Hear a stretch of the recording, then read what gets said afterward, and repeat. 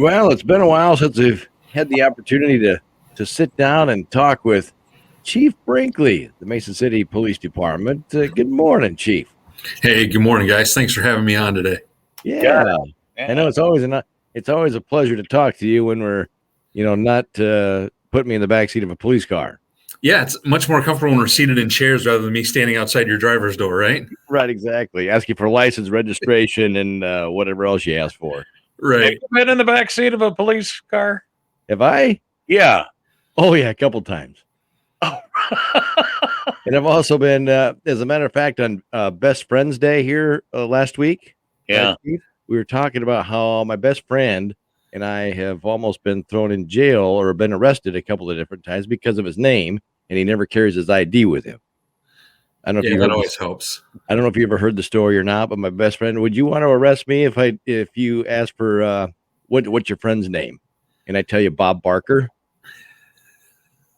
Oh, he's gonna love you now. This is great. Yeah. I just want to know if the price is right? Yeah, right. Yeah. What's the bond on that one? Right. Yeah. He's got a real friend named that, by the way. Oh, Yeah. That's awesome. Oh, Yeah, yeah. I would carry my ID for real on that one all the time. Yeah, and he never did. So that's why we got arrested. While the law enforcement thought we were horsing around with him and making jokes, and he's trying to be serious. And I'm going, it's Bob Barker. Well, the price is right tonight, there, fellas. Yeah, exactly. I know. Come over here. Let's play Plinko to find out if we take you to jail or not. Right, exactly. High or low, baby. High or low. There you go. Well, every month we like to cover Crimestoppers. You guys meet down here once a month. Usually it's this, I want to say, second Tuesday of every month. And we like to get you and Sheriff Pals on, and even we want to give the opportunity to the Clear Lake Police Chief. Yeah. Chief Ross is a pretty good egg outside of being a Hawkeye fan. I like him. Oh, that's right. Because you're a big Cyclone fan. Absolutely. Yeah. You see that mug sitting right behind me on that shelf there. So it's there for a reason.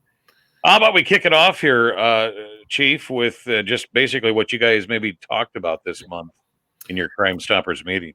Yeah, we didn't have a lot of new Crimestoppers business, but I think something we've been seeing in the area for a few months here is catalytic converter theft. That seemed to have picked back up.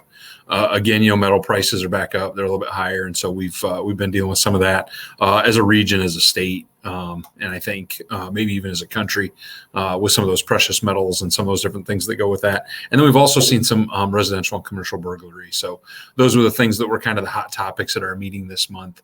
Not all of those are, front page headline grabbing crimes, right? But it's stuff that plagues our area. When you're a business owner or a vehicle owner, you show up and you fire up your car and it's super noisy and you realize that you've been the victim of a, catalytic converter theft. It's an inconvenience and it's a problem. So, we've been working with some of our regional scrap yards and places like that get those kinds of things in and working trying to make some of those cases. What about lumber? I mean, lumber prices are outrageous too. You have any issues with people finding lumber yards or anything? We have not had a huge issue with that. Actually, coincidentally, I heard 2x4s are back under $10 a piece now as of yesterday. But we have not had any widespread reports of like construction site thefts or anything like that. Yeah. Here's what I don't get, and I'm shooting from the hip here because, we got some great social media like Facebook Marketplace and stuff. I'm sorry, but I don't know who's paying these people money for their catalytic converters or the lumber like you talked about or anything like that. To me, you're trading or your swap type of shops out there that are, because who's giving the people money for all this stuff? Is it you tell me? I don't know. Yeah, I think a lot of it gets sold, for pennies on the dollar to somebody who's taking it somewhere bigger, farther away. Place they're wholesaling some stuff. You'll have dirty business owners somewhere that'll buy it and those kinds of things. And so, most of those aren't in our region, but they're around the state. You can find different places where you might be able to do some of that. And so that's where a lot of those things go, and then they get parted out there for the metals and those kinds of things. Well, I just kind of wonder because I know there's businesses out there that they're the pawn shops of the world out there. They got I don't know what the situation. I haven't taken anything to a pawn shop, so I don't even know what the experience is. if it's so much on the dollar, I mean, what's something worth or whatever. But now with social media and marketplace, I've sold many things off Facebook Marketplace, and I guess questions to me would arise on all this stuff. Right. Yeah. I think there's a lot of good legitimate business being done on those social media sites as well. I buy some things on Facebook periodically that I'm looking for in terms of like garden tools and things like that. So that's been my most recent foray, as I'm trying to find a tiller that works. And I think that's a more accurate depiction of where some of this stuff goes. I think, we make some cases periodically too on victims who see their stuff online. Who are proactive about going out and trying to help themselves. But we also get good cooperation from pawn shop owners. We really have a lot of help from them. They're usually very helpful. We have just not had a lot of issue with fencing a lot of stolen stuff. I mean, when something comes in, I think a lot of times the pawn shop employee right away picks up on it too. Like something doesn't make sense about the story or the item is so unusual. Yeah. They're like, why is that walking in these doors? Because this is something that's worth far more or things like that. And so, no, I think we have good cooperation locally with our businesses that are engaged in those kinds of activities that we're not seeing a lot of that. All right. So how has it been in 2021 so far? A lot of us, I think in the Midwest are, you see the different news media, things like that, what's going on, and what's going on. I'm sure you've seen it, heard about it.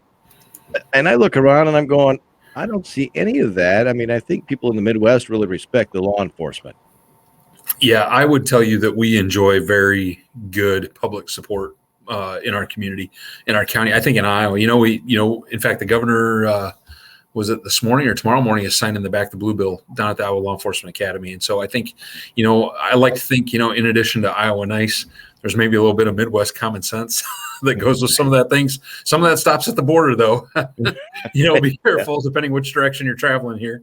And I'm not picking on anybody to the north or the east of us, but I just think that, right now we are in a good spot in the world. I think, wearing a badge in Iowa is certainly not on the list of places I wouldn't want to wear a badge in our country right now. I mean, we do have a lot of good community support, but at the same time, we know that policing is not a popular profession right now, and so we're going out for a recruitment here soon, and we're down some officers. We need some help, and so I think it's really an opportunity for people entering the law enforcement field right now as well. They don't know any different, and so what they walk into today is what they're going to deal with, and I think there certainly is the land of opportunity here in our field. Looking into the next 5, 10, 15 years of not sure, what's coming. But I'll tell you, I think locally, I think we feel good about the support that we have from our residents. I think from our council, from City Hall. I mean, I don't feel like we're under attack because of what we do. It's just we're under attack because of who we are.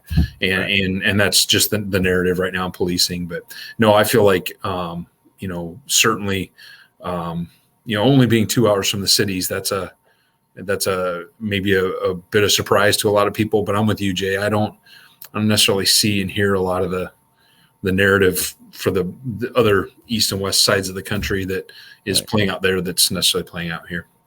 I think ask you this too. Oh, go ahead. I'm sorry.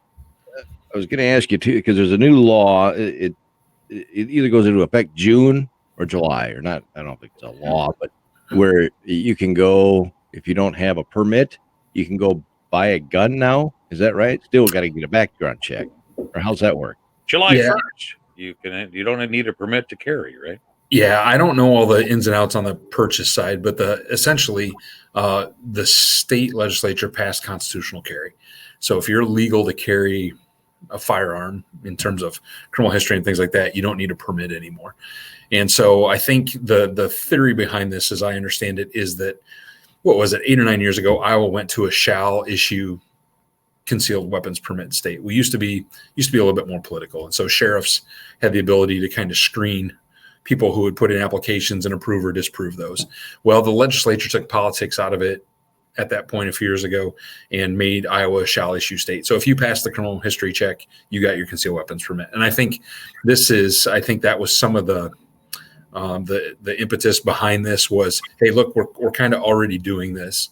I still think you're going to see a lot of people who are law abiding, who will go still get a permit.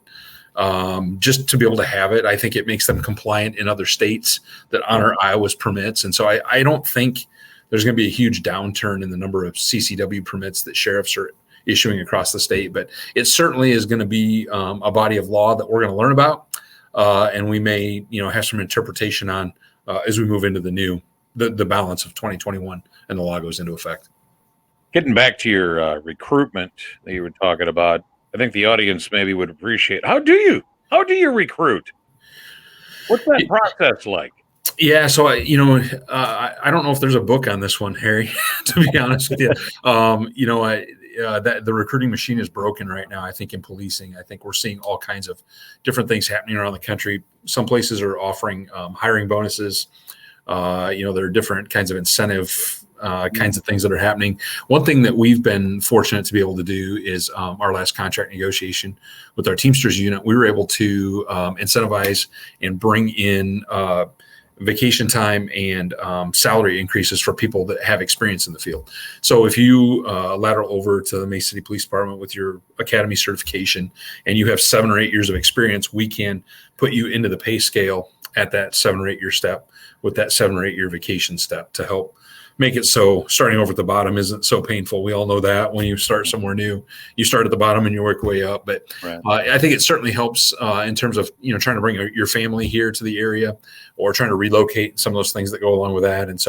And I think the other side of it is I think being in communities like ours is certainly a plus for us.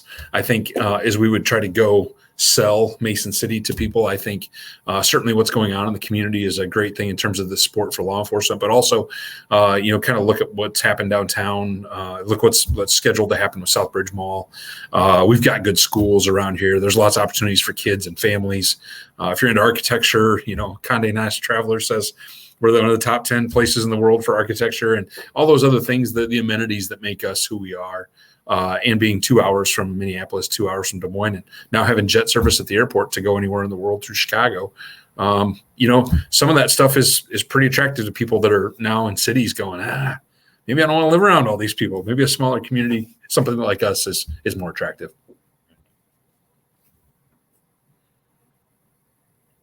Jay, you got another question? Oh, I thought everybody was frozen. Oh, the air's out of my office, but I'm pretty comfortable. Well, let's bring up the. In fact, Chief, you weren't here. You were here like about a week ago or whatever, and we showed you that SafeWise survey that was done, and the fact that they talked about the 48 cities, and they ranked them due to safety or the safest place to live. Charles City ended up being in the top 10. And Mason City was at number 44 out of 48. I think Clear Lake was, I'm not sure, I think in the 20s, something like that. What's your reaction to that? Yeah, I think, I always think those are interesting. I like to read about how they analyze the data and those kinds of things. I think if you do straight cram data, that may be, and just a stock number crunching analysis, that could be right. Wasn't it about straight crime? I think.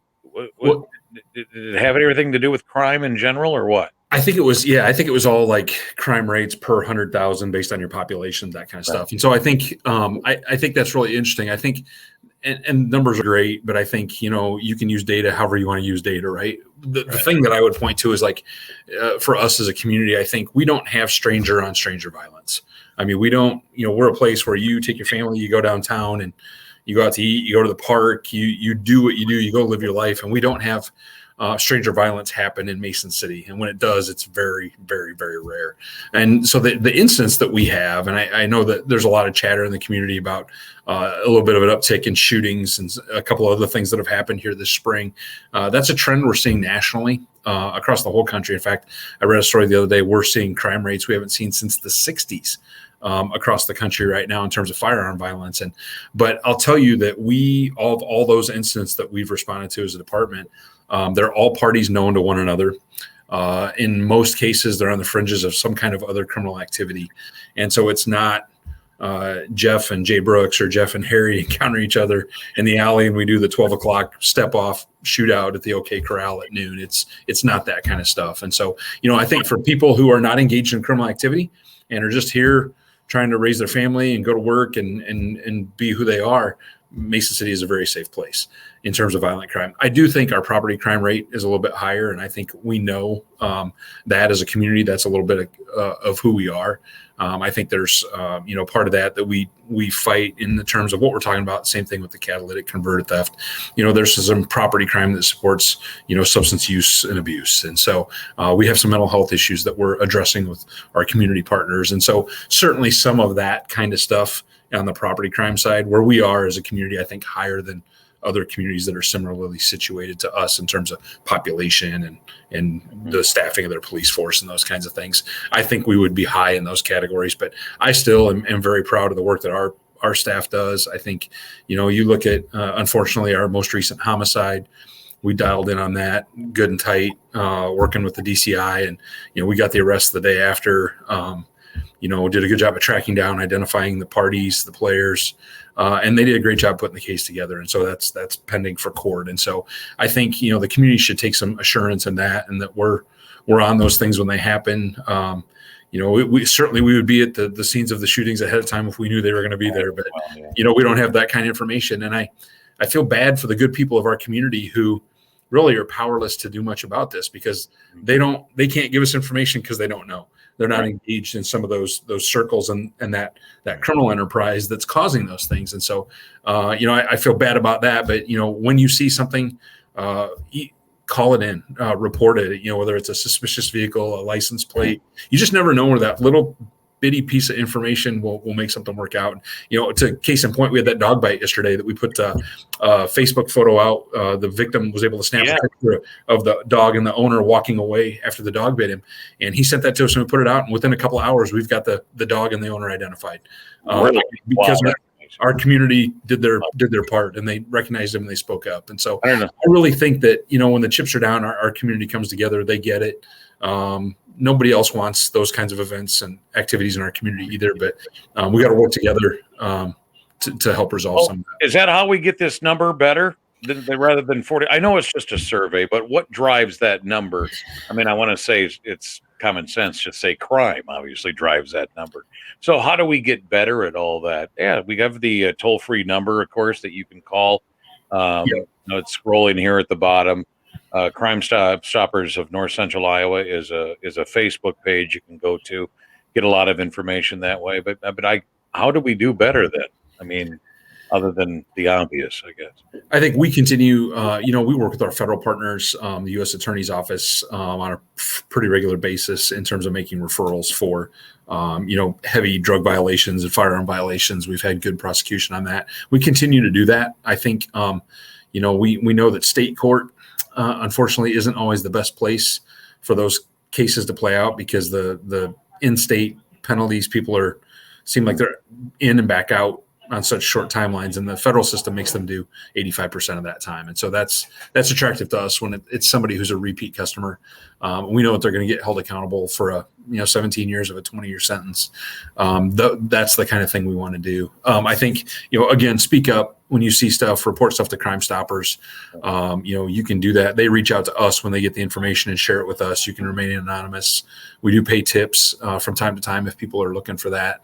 But I think the other side is just, I think for Mason City, it would be, improving our community by owner-occupied housing.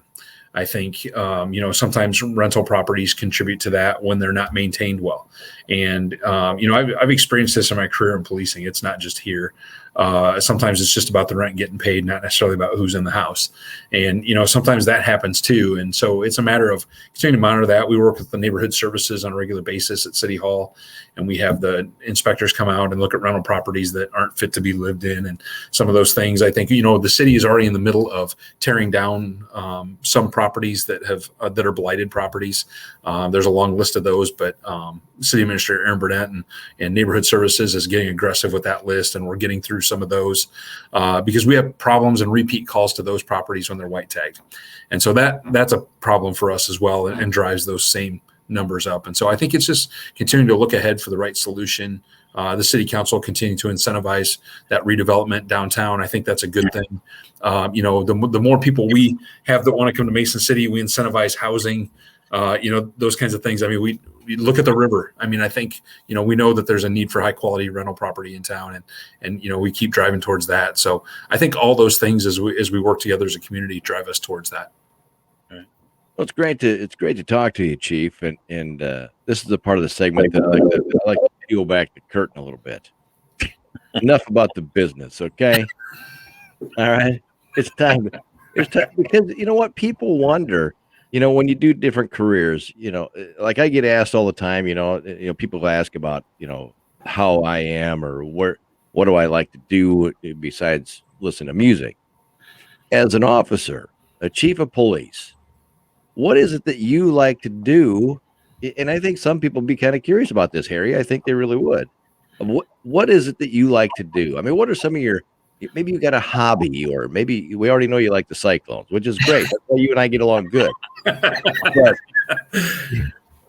yeah, what is it that you like? I mean, besides doing, serving your community.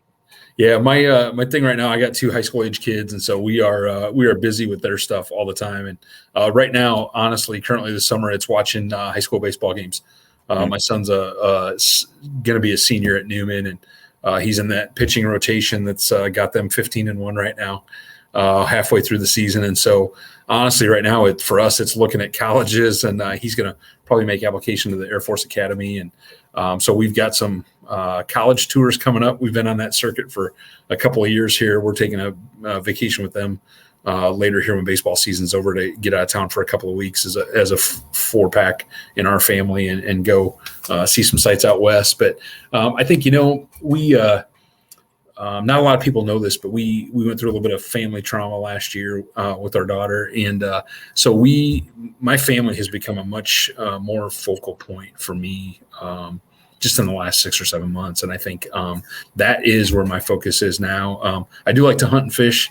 We get out and do that when we can. But right now the priority is on getting them ready for the rest of life and finishing high school strong and looking for the opportunities that come for them after that. So most nights you can find me butt down on the bleachers somewhere here in North Central Iowa watching baseball. Right. You're not one of those dads that pace or yell at while the kids are playing? I'm not going to lie. I've been a little loud on the umps this year. It's I got to be honest. Like, I just want it called both ways. Who's that guy? Well, that's our police chief. Yeah, I know. It's hard for me, but I've been a little noisy this year. I'll own that. You got to be a dad. Yeah. Here, I got something you can take back with you. What's that? Oh, there you go. I'm sure you probably have one of these, don't you? It's a bullhorn. Yeah, usually it's hardwired in the car as a PA system. Yeah. Exactly. All you have to do is go back in the car. Yeah, exactly. Hey, before we let you go, we're just a couple of weeks away here from the 4th of July, obviously. And I thought, why don't we end this with some fireworks stuff? Last year was, I think everybody wanted to blow up everything for that. It seemed like it. Yeah, so maybe we can remind people of 4th of July etiquette here, I guess. And did we ever, I guess, let me start by this. We took care of the big boom guy, right? Is that right? Or what happened with that whole thing? My fingers are crossed. I think we did. Okay. Yeah, we've got that. We got that case charged and partially resolved. So that's a little bit ongoing. I don't have much else I can say about that at the moment. I think the big ones are done for now. So, and that's good. I think, again, I think, it's funny you bring that up, Harry. I think, quality of life here in Mason City is what so many of us are all about, right? And so I think fireworks is a big deal. In fact, we have some social media stuff that'll come out this afternoon. We do have, fireworks are available for purchase now at the retail locations around the state through something like July 10th, I think is when the sales actually close off. But Mason City allows legal use of consumer fireworks from 6 to 11 p.m. on July 3rd and July 4th. And so those are the 2 days. Yeah. And so our city council, and I think this was a really good move. If people can have them, they really felt like we needed to give them an opportunity to use them. But be a good neighbor. Understand, we have elderly people in town. We have a lot of people with pets that don't do well with that stuff. We got a lot of veterans in town who do not do well with, fireworks and those kinds of things. And we just be a good neighbor. I think, clean up after yourself. Only use those things during the approved shooting times, and go have your fun. But then when it's done for the year, and we'll do it again next year. But I'll tell you, I could not believe the number of complaints last year. We had since they've been legal again, that last year was the worst year. And we heard it, City Hall heard it, our council members heard it. And I got to tell you, I really think there's a real chance that if we don't handle it well this year, it goes away. And we're going to be out writing some municipal infractions for it this year. If you've been warned before and we catch you again, you're getting a municipal infraction. It's $250. We're just done with it. I was hoping we were going to handle it. Again, I go back to that Iowa common sense. I would have thought we'd have done a little better with this, but I guess it was 80 years or whatever it was. We didn't have them, and now we have them back, and we just got to handle them the right way and do the right thing. On the flip side, it's gone pretty well. Like, we haven't had any fires. We haven't had a lot of bad injuries locally. I feel like from that standpoint, we've done pretty good, but we got to really manage the shooting times and help people to use them responsibly. Don't you think that if you give it, the old adage, if you give an inch, people take a mile? Yeah. It's like, well, it's 6 to 11. Well, they're not going to care if it's 11:15. They try to inch all that stuff. Yeah. I realize that you got to make your common sense calls on all that stuff, but it's 6 to 11 or 6 to 10. It's 6 to 11. 10. Oh, 6 to 11. Yep. 6 to 11 on July 3rd, July 4th. There you go. And that's it. Yeah. See, and the reason, Chief, that Harry's asking is because he likes to blow things up. Well, I'm going to be on the lake then. I'm not saying I wouldn't mind watching that, So, yeah.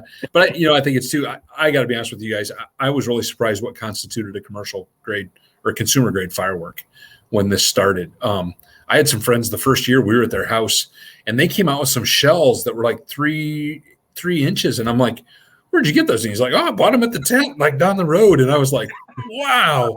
Like, for a consumer grade firework, I was thinking like Black Cats and some of the stuff we had as kids that we used to play around with that we weren't supposed to, but not this stuff that like shook the house when you set it off. So yeah, we'll see what happens. But I bought these firework things from a van that was parked out on the highway. Right. Right. Yeah, I'd be careful on that one. That's true. For sure. And I'm sure that you probably have come to calls where, hey, you can't have this stuff. It's but if I've been really surprised. Most people are buying the consumer grade stuff. But they'll have a lot of it. We had a guy the first year, he opened his trunk. I think he had $400 or $500 in there. It was like anything you could want. He'd bought it. Like, he was really excited about it. I was like, man, that's a lot of stuff. He goes, yep, I'm going to use it all. I was like, glad I'm not your neighbor. But but then the other thing too that we might throw out there is just remember, they can't use them within 200 yards of nursing homes, hospitals, hospice centers, that kind of stuff. So, and no shooting from public property. So parks, streets, those kinds of places. It's got to be from private property. Okay. Very good. How far off the street? Past behind the sidewalk on what would be your property. Okay. Yep. I'm just asking for a friend. Yeah, I'm sure. Oh, that's great. And then Jay lives in town now. So yeah, I know right where he lives. Yeah, there you go. All right. He had extra patrol down there. Well, Chief, we can't thank you enough here. People, please, write down the phone number there, or go to the Crimestoppers of North Central Iowa Facebook page. If you want some more information, I'm sure you get messages there. Anything that can help, because we know that a lot of people are. It's like, hey, they're right there on the phone, right?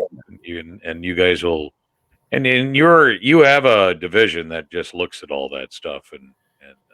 Yeah, we have a specific group that information gets sent to here at the police department. So yeah, it comes directly from Crimestoppers or through dispatch, depending on how the information gets routed, and then comes right to us. All right. Excellent. Yep.